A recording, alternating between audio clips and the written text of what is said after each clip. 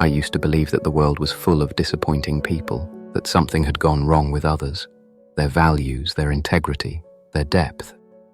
It took me a long time to realize the truth was far more uncomfortable. The world was not revealing itself to me. It was reflecting me.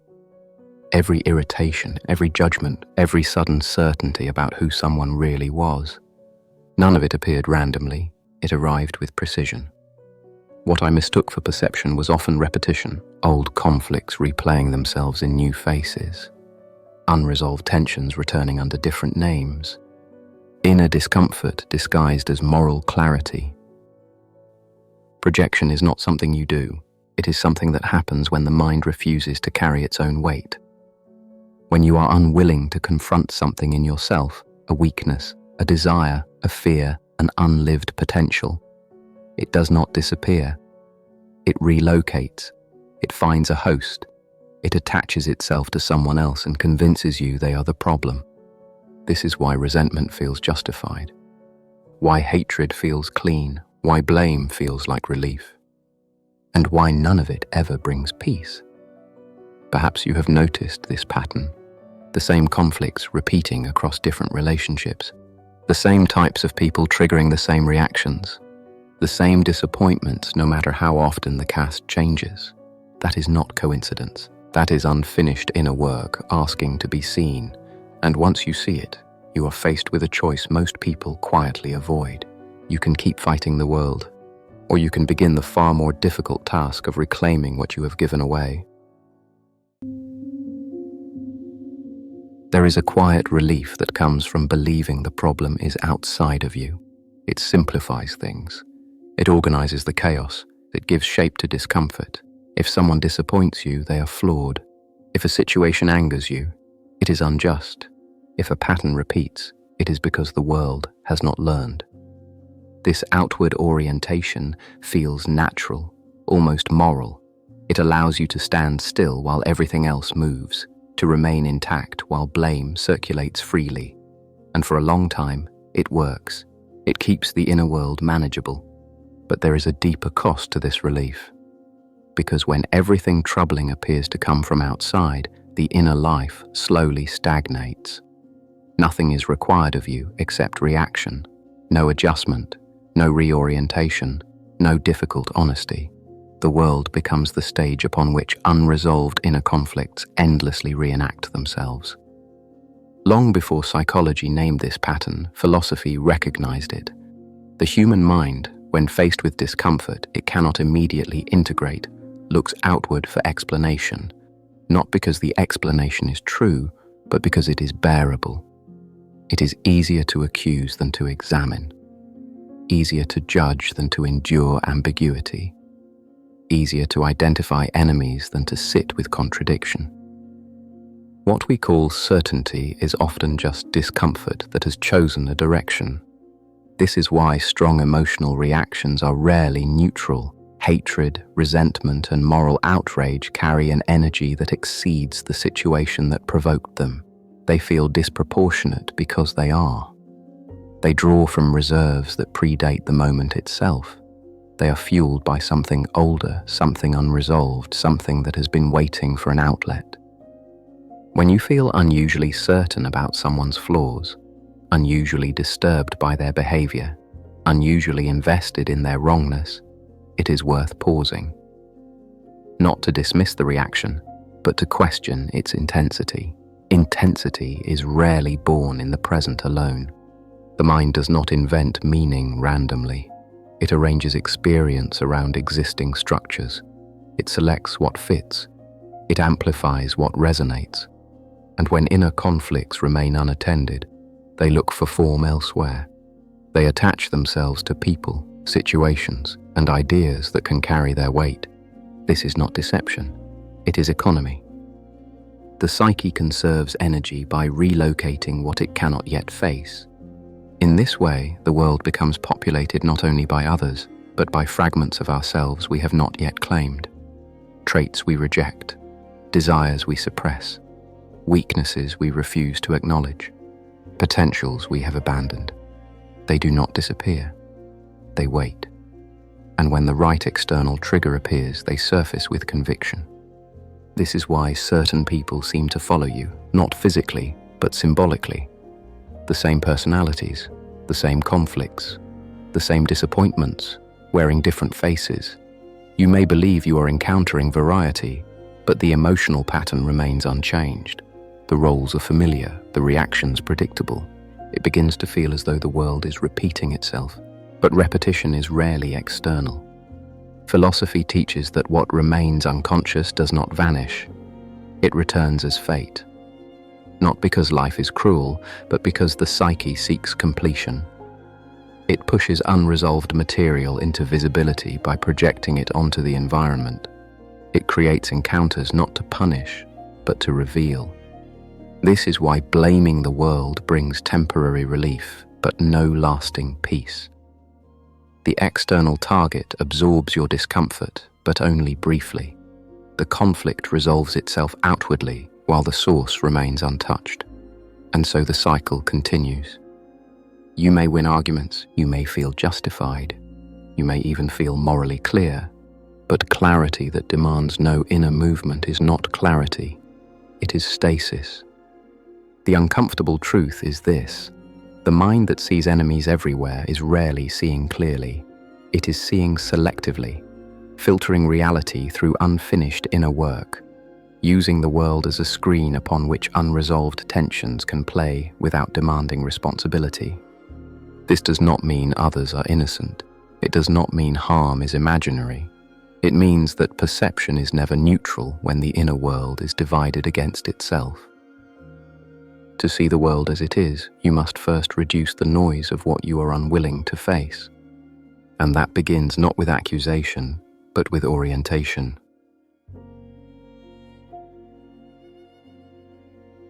The mind does not project because it is malicious. It projects because it is overwhelmed.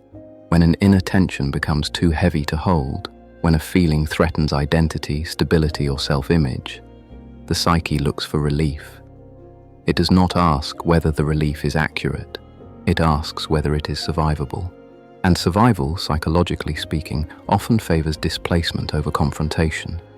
Projection is the mind's way of saying, "This cannot stay here." What makes projection so convincing is that it feels like insight. It arrives with clarity, certainty, and emotional force. It does not announce itself as avoidance. It presents itself as recognition, as truth finally seen, as the moment when confusion sharpens into judgment. This is why projection is so difficult to detect from the inside. The mind experiences it not as distortion, but as revelation. A person with unresolved anger sees aggression everywhere. A person burdened by unclaimed ambition feels surrounded by arrogance. A person who has abandoned their own sensitivity becomes intolerant of weakness. A person who fears their own capacity for harm becomes obsessed with the immorality of others. In each case, the reaction feels justified, even principled. The psyche supplies evidence selectively, reinforcing the conclusion it already needs to reach. Psychologically, this happens because identity resists contradiction. Every person carries an image of who they believe themselves to be. This self-concept is not neutral, it is protected. Traits that threaten it, envy, cowardice, dependency, cruelty, longing, are quietly exiled, not eliminated but denied residence in conscious awareness. Denied qualities do not dissolve, they detach. And once detached, they require a location. This is where projection completes its work. The rejected inner quality is reassigned to an external figure. Someone else becomes arrogant, immoral, weak, manipulative, irresponsible. The psyche breathes easier. The self-image remains intact. The tension has moved. But this relief comes at a cost. Once a quality has been projected outward, the relationship to the world changes. People are no longer encountered as they are, but as carriers of inner material. Interaction becomes distorted. Curiosity collapses. Dialogue narrows. Certainty replaces inquiry. The world begins to feel hostile or disappointing, not because it has changed, but because it has been burdened with what the self refuses to hold. This is why projection feeds chronic resentment. Resentment is not just anger, it is anger that cannot return home. It circulates endlessly because its source is misidentified. Each new target promises release, each confrontation feels necessary, and each one fails to resolve the underlying tension. The psyche remains divided. There is another mechanism at work here, subtler and more dangerous. Projection does not only cast out what is despised, it also displaces what is feared to be owned.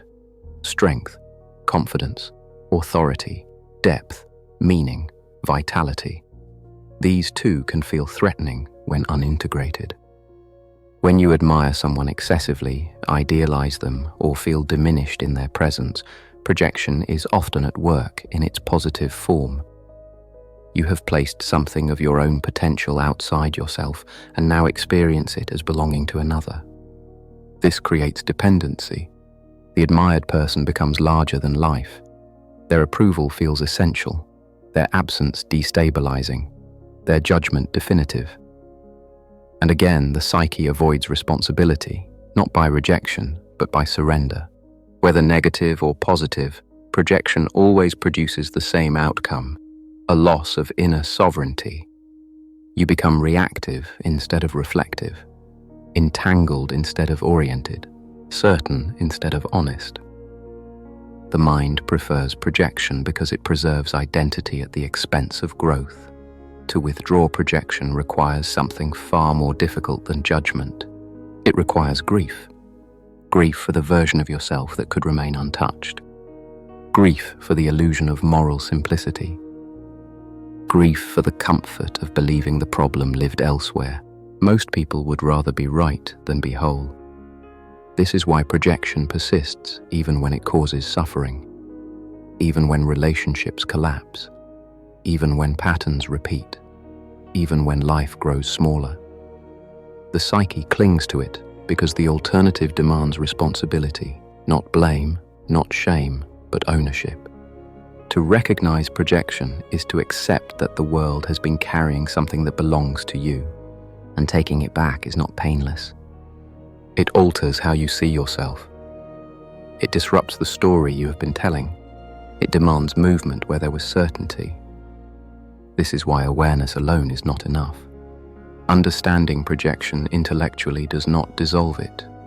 Insight without courage simply rearranges the narrative.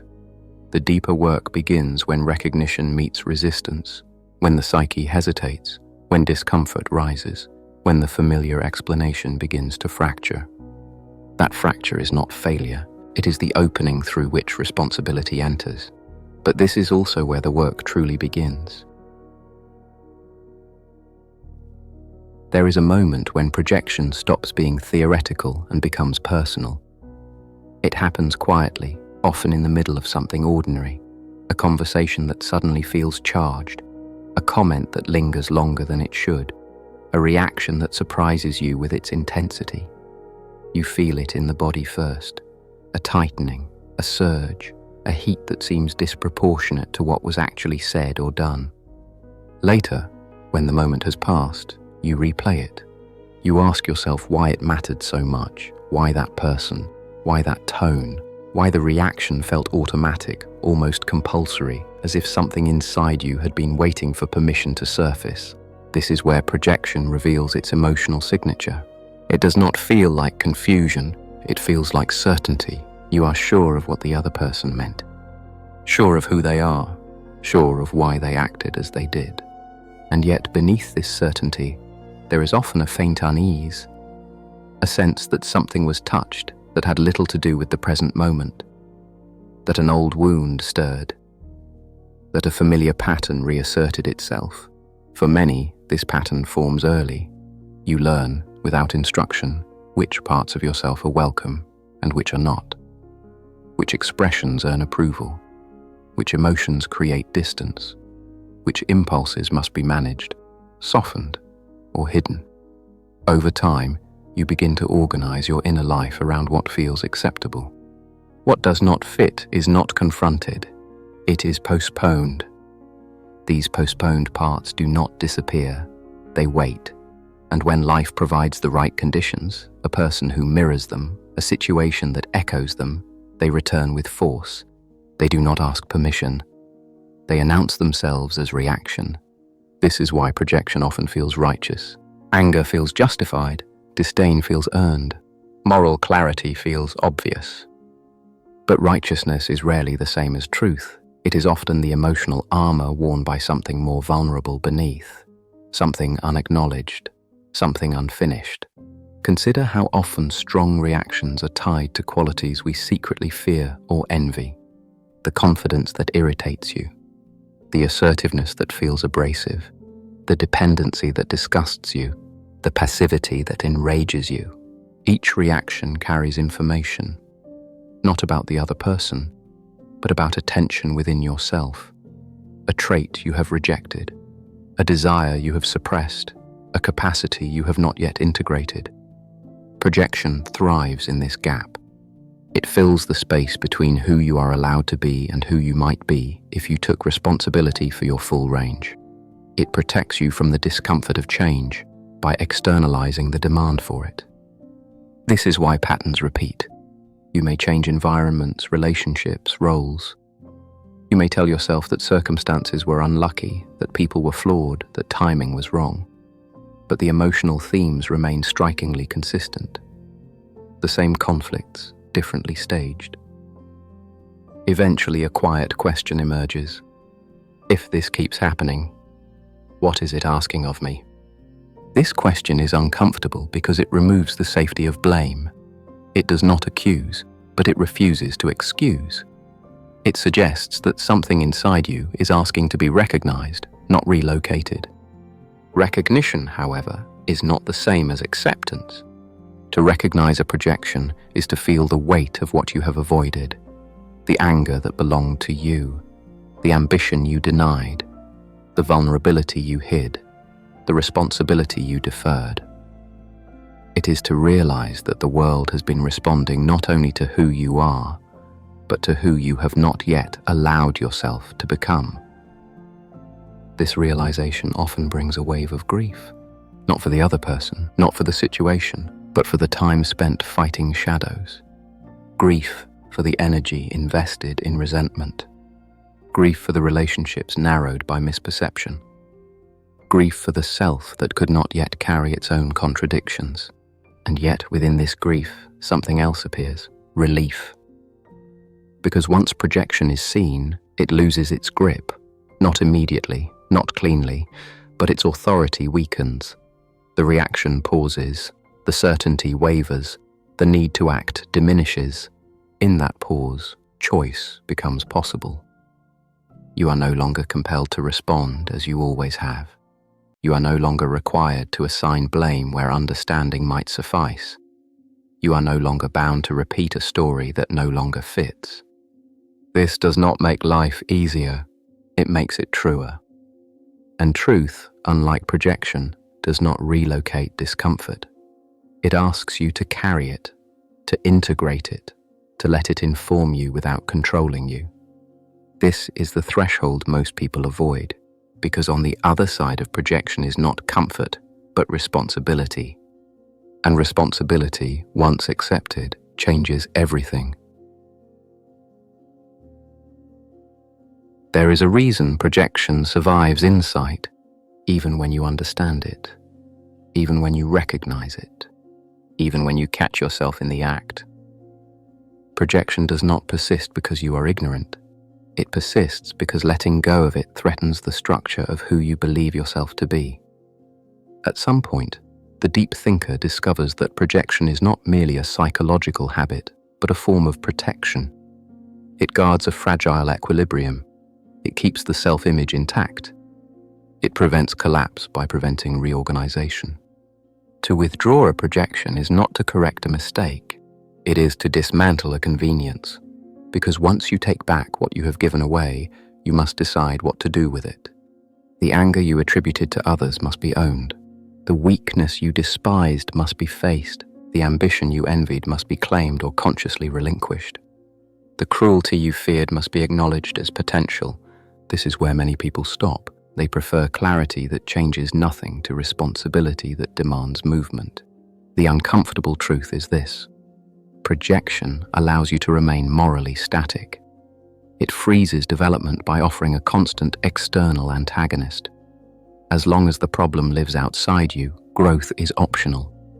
You can repeat the same reactions, hold the same positions, and tell the same story indefinitely. Projection gives you identity without evolution. This is why it is so seductive.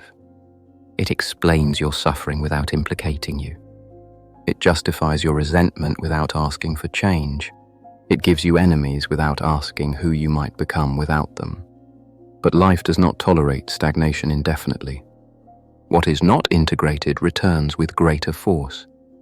What is not claimed grows louder. What is not faced reappears, disguised as fate, coincidence, or bad luck. The psyche does not punish, it insists. This insistence is often misinterpreted as betrayal by the world. You may say, "I keep meeting the same people. I am always misunderstood. Others are always the problem." What is rarely said but quietly felt is, "I am being asked to grow in a direction I have avoided." The world is not conspiring against you, it is responding to your limits. This does not mean the world is fair. It does not mean others are innocent. It means that perception is never neutral when growth is resisted. When inner work is postponed, life supplies reminders. And the longer you resist, the harsher the reminders become. Projection, then, is not just distortion. It is delay. A delay in becoming who you could be if you stopped outsourcing your inner conflicts. A delay in maturity. A delay in freedom. A delay in peace. Freedom does not come from winning arguments with the world. It comes from reclaiming what you have projected onto it. This is the point at which the narrative shifts. Because once you see that projection is costing you your life, not dramatically but gradually, you can no longer pretend it is harmless. You begin to notice how much energy it consumes, how much attention it demands, how much of your inner world it occupies. You see that resentment is exhausting, that hatred narrows perception, that idealization weakens agency, and you begin to sense that something else is possible. Not purity, not perfection, but alignment. An alignment between inner and outer life that does not depend on enemies, idols, or constant reaction. But to move toward that alignment, a reorientation is required, not outward, inward, and that is where the work truly begins. Transformation does not occur when projection disappears. It occurs when you stop needing it. This shift is subtle. It does not announce itself with certainty or relief. It begins as hesitation, a pause between stimulus and reaction, a moment where the familiar explanation feels incomplete. You notice yourself about to judge and stop, about to condemn and wait, about to assign blame and turn inward. Not to accuse yourself, but to ask a different question. What in me is being touched right now? This question changes the entire orientation of perception. It redirects attention from the object to the response, from the world to the self, from certainty to curiosity. Curiosity is the antidote to projection, not curiosity about others, but curiosity about your own reactions. Why this matters, why now, why this intensity, why this pattern. Slowly, you begin to recognize the emotional signatures of your projections. You learn how envy feels before it turns into disdain, how fear disguises itself as moral outrage, how longing presents itself as criticism. You become familiar with your own inner weather. This familiarity reduces urgency. Reactions lose their authority. The need to act immediately diminishes. You begin to realize that not every emotional surge requires expression. Some require containment, some require reflection, some require grief. Taking responsibility does not mean self-blame. It means self-location. You stop asking, who caused this? You start asking, Where does this live in me? This is a profound shift, because once you locate the conflict internally, it becomes workable. You can choose how to respond. You can decide whether to act, speak, withdraw, or remain silent. You are no longer compelled. This is what reclaiming your gold actually means, not in mystical terms, but in practical ones. It means retrieving your power from people who never agreed to carry it. It means stopping the unconscious delegation of meaning. It means standing in your own unresolved contradictions without immediately trying to resolve them outwardly. This is not comfortable. It requires patience. It requires tolerance for ambiguity. It requires the willingness to feel what you once displaced. But it also restores agency. You begin to feel less entangled with others' behavior, less reactive, less consumed by what they think, say, or do. The world does not lose importance, but it loses its grip. You stop fighting reflections and start engaging reality. And with that shift, something unexpected happens. The world appears differently, not kinder, not simpler, but clearer. You begin to see people more accurately, without loading them with excess meaning. Their flaws become theirs. Their strengths no longer diminish you. Their presence does not demand reaction. You are no longer at war with yourself through them. This is what maturity looks like. Not innocence regained, but conflict integrated. And from here, a deeper orientation becomes possible. Projection is not merely something to overcome, it is something to outgrow. It belongs to a stage of development where identity is fragile and the psyche relies on external anchors to remain stable. As inner capacity grows, the need for these anchors diminishes. This is not moral progress. It is structural. You become able to hold more without displacing it. More contradiction, more tension, more uncertainty, more responsibility. This capacity changes how you move through the world. You stop seeking enemies to define yourself against. You stop seeking idols to carry your unrealized potential. You stop seeking constant validation of your position. Instead, you develop orientation. Orientation is different from certainty. Certainty closes inquiry. Orientation allows movement without collapse. It gives you direction without rigidity. You know where you stand, not because the world agrees, but because you have located yourself internally. This is why people who have reclaimed their projections often feel quieter, less opinionated, less urgent. Not because they care less, but because they are no longer fighting internally. They can disagree without hostility. They can admire without self-erasure. They can confront without dehumanizing. They are no longer outsourcing their development.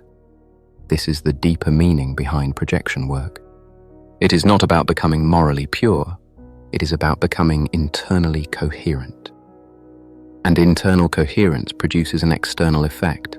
Your relationships simplify, your reactions slow, your conflicts become more specific, less global, your energy returns. You spend less time interpreting the world and more time inhabiting it. This does not make life easy, but it makes it honest. And honesty, sustained over time, is grounding. Most people will never see their projections, not because they are incapable, but because the cost feels too high. It requires letting go of comforting narratives. It requires releasing righteous anger. It requires standing without the armor of blame. It requires courage. But if you have felt the exhaustion of repeating conflicts, if you have noticed the same disappointments returning in new forms, if you sense that something in your life is asking to be reclaimed, then projection is no longer serving you. The world has carried enough of what belongs to you. You do not need to condemn yourself for this. You do not need to rush the process. You only need to stop pretending that the conflict lives elsewhere.